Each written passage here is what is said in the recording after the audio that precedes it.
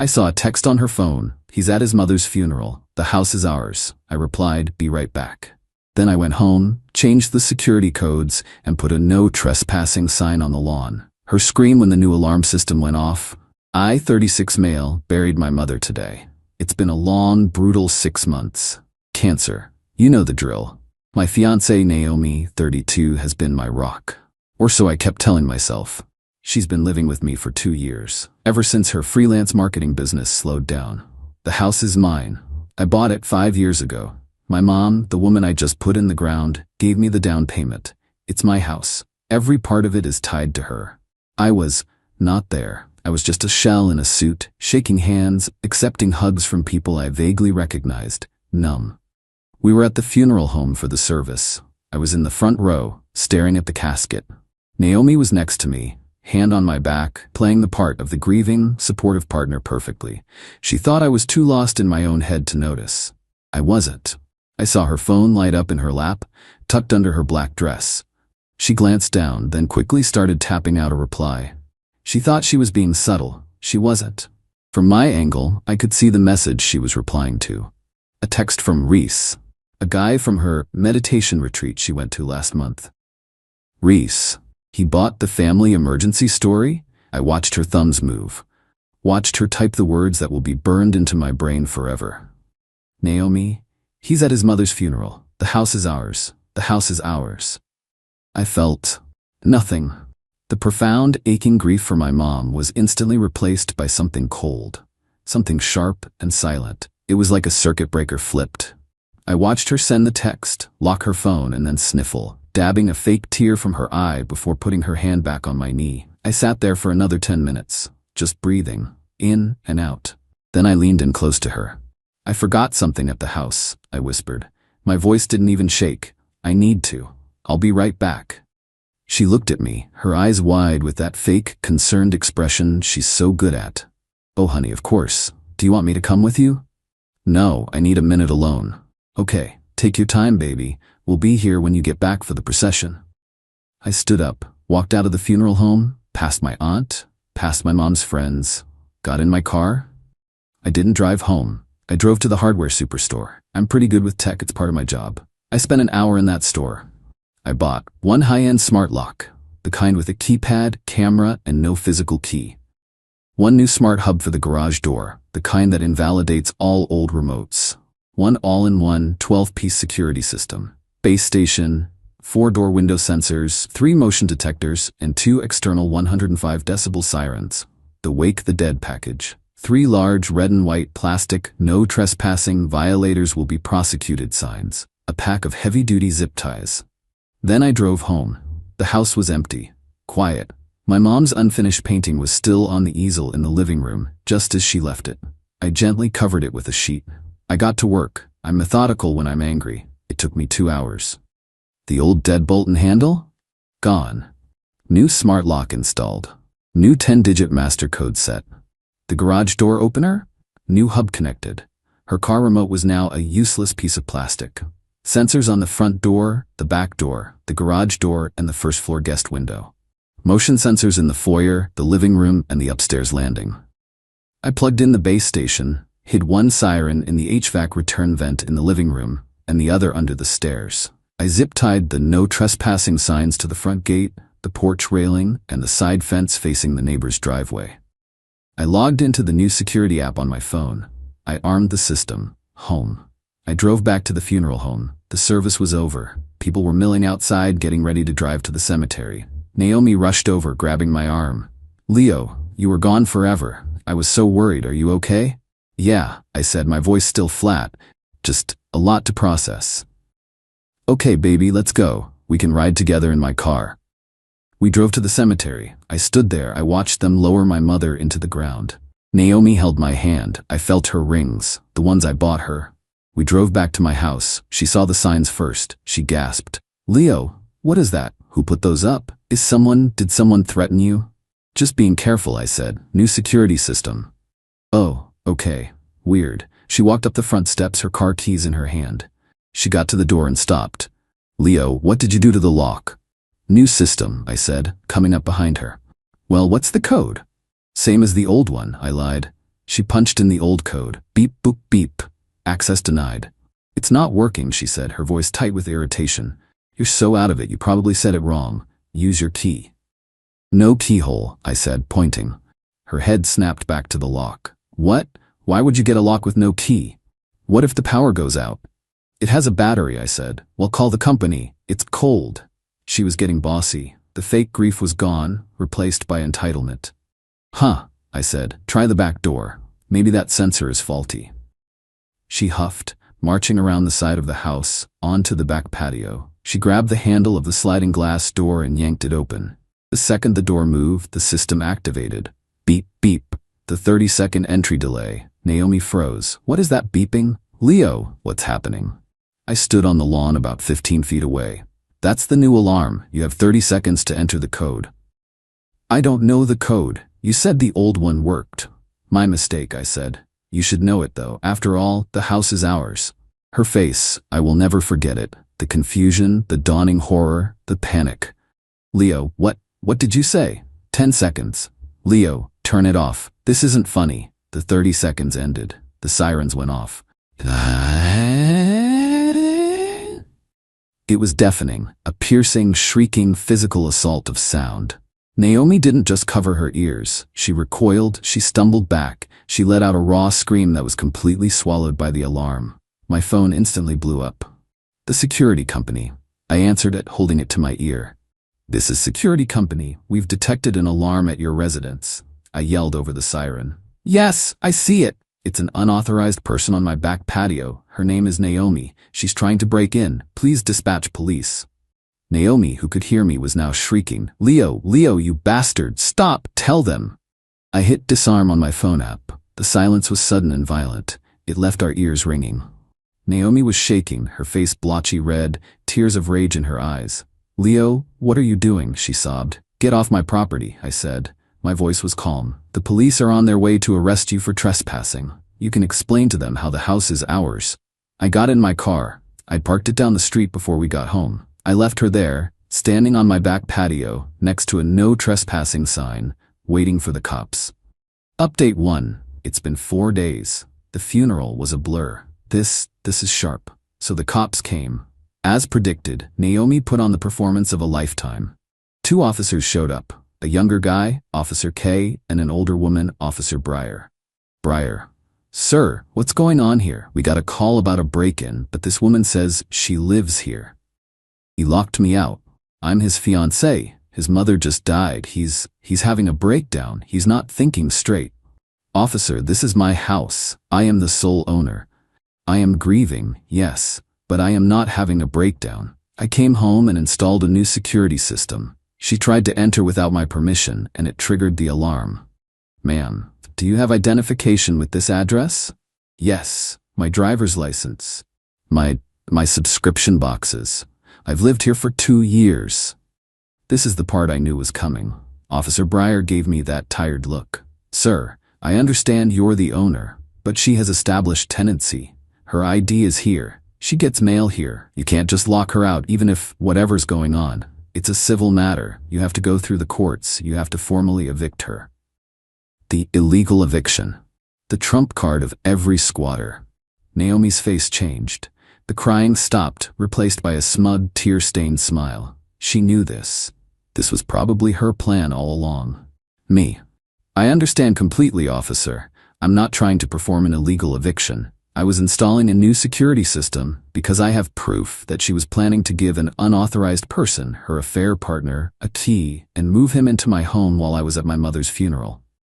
The alarm was an unfortunate part of that new installation. I showed Officer Breyer the text on my phone. He's at his mother's funeral. The house is ours. Breyer's face hardened. She looked at Naomi. Ma'am, is this true? Naomi, he's twisting my words. That was a joke. Reese is just a friend. Leo is paranoid. Look, this is a mess. Sir, you still have to let her in. We can't put her on the street. But, ma'am, I suggest you just get your things and go. I'm not going anywhere. This is my home. I helped decorate. I was prepared for this. Officers, I'm not comfortable being here with her, and I am not giving her the new security code. She can come in and pack a bag. Tonight, You can supervise, but then she has to leave. I will have my lawyer file the formal eviction papers first thing in the morning." The cops agreed.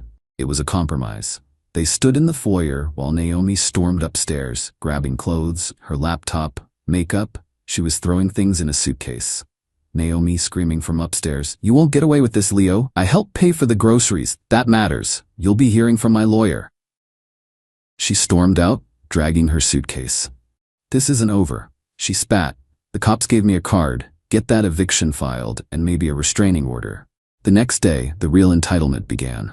I'm at my house trying to sort through my mom's condolence cards and my phone rings. An unknown number. "Is this Leo?" "Who is this?" "This is Riss. Listen, man, you need to stop this." My blood went cold. "You have my number."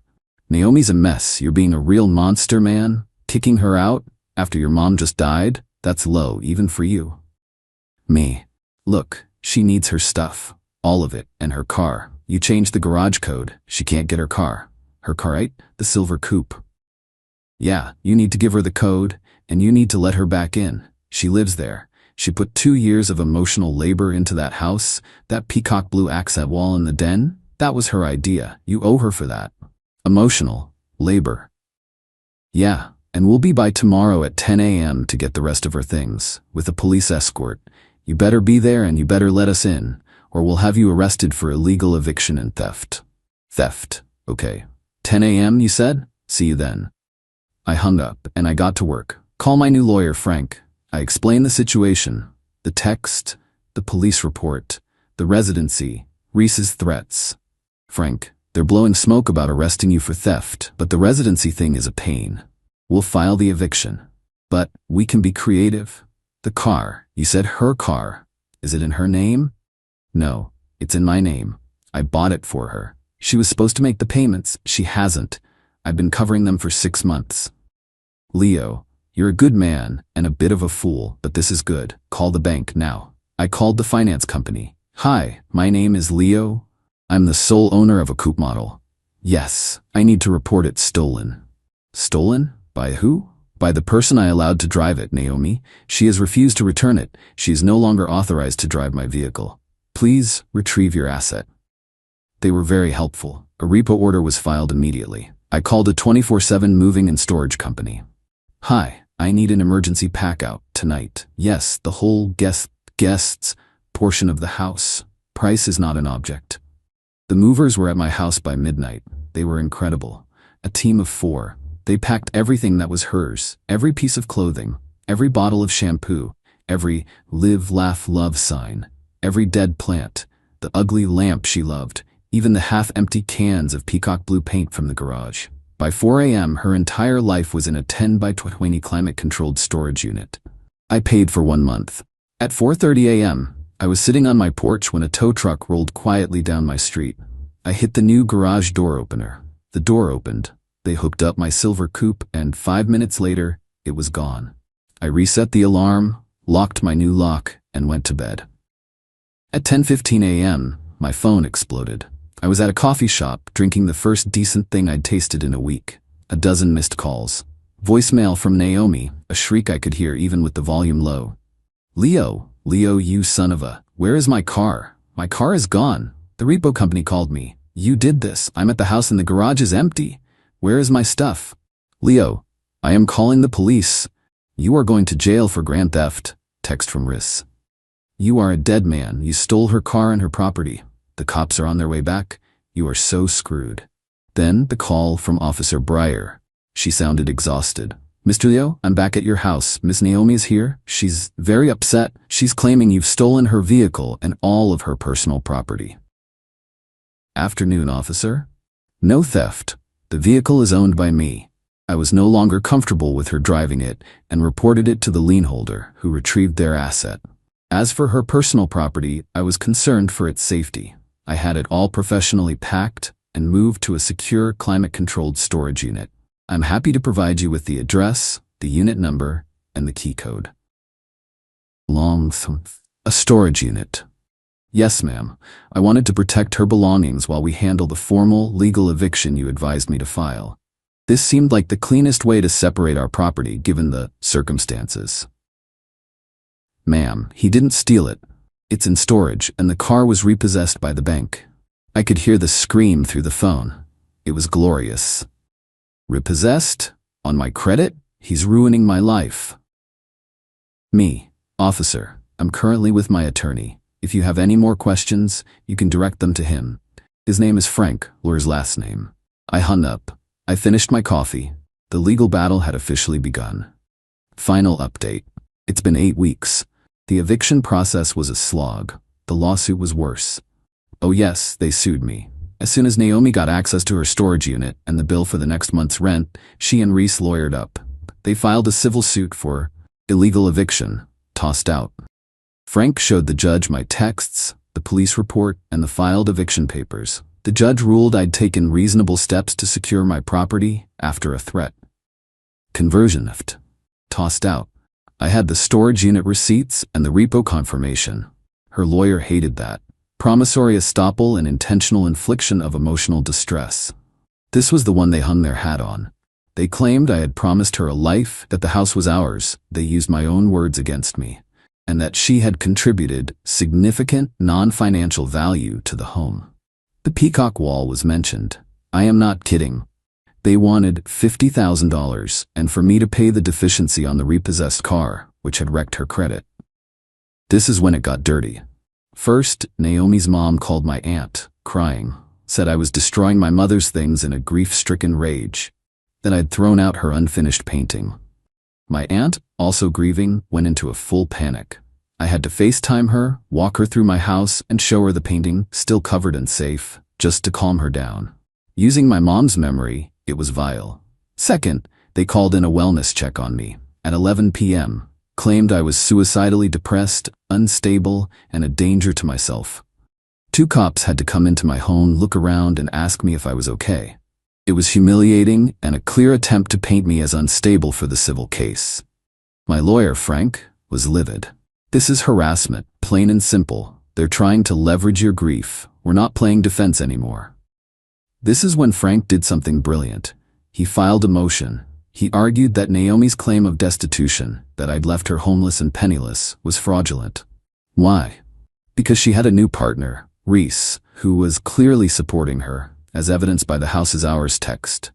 Frank subpoenaed Reese, not for testimony, for his financials. We argued that if Reese and Naomi were a committed couple and he was funding her lawsuit, his assets were relevant to her claim of being destitute. The explosion was immediate. Reese's lawyer called Frank, screaming. He demanded the subpoena be quashed. Frank refused. 2 days later, we got a call. They wanted to settle. Immediately. We all met in a conference room. Me, Frank, Naomi, her lawyer, and Reese. Reese looked like he was going to be sick. He was pale, sweating. Naomi just looked angry. My client is prepared to settle this. She will drop the suit in exchange for $25,000 and you assuming the car loan. Leans back in his chair. No, here's our offer. You drop the suit with prejudice. You both sign a non-contact, non-disparagement agreement. And we won't send a copy of this subpoena and our other findings to Mrs. Wife's name. Naomi's head whipped around to Reese. Who is that? Reese went from pale to green. His lawyer put his head in his hands. Reese, who is that? You can't. I can. She's not party to this suit. But she is a party to your marriage, and since your joint assets are being used to fund this, I'd say she has a right to know where the money's going, and who it's going to. Reese was married. 10 years. He was cheating on his wife with Naomi, just as Naomi was cheating on me with him. The house is ours wasn't just about them moving in, it was about Reese leaving his wife and moving his new life into my house. You're married? Ignoring her. Drop the suit, drop all of it. What? No. Reese, he's ruined my life. My credit is shot. I'm living on your couch. Stands up, slams his hands on the table. I said drop it. The suit was dropped, with prejudice. They both signed the NDA. I heard from a mutual friend what happened next. Naomi, in a fit of rage at being used, blew up Reese's life. She called his wife. Emailed her everything. Reese is now in a divorce that I'm sure will be 100x worse than my little legal spat. His wife, apparently, is a shark. Naomi is screwed. She has no house. Her credit is in the toilet from the repossession. She has no Reese. She has no $50,000. She's apparently back in her hometown, living with her parents. It cost me about $20,000 in legal fees and movers. It cost me the woman I thought I was going to marry. It cast a shadow over the worst day of my life. I'm not happy. I don't feel like I won.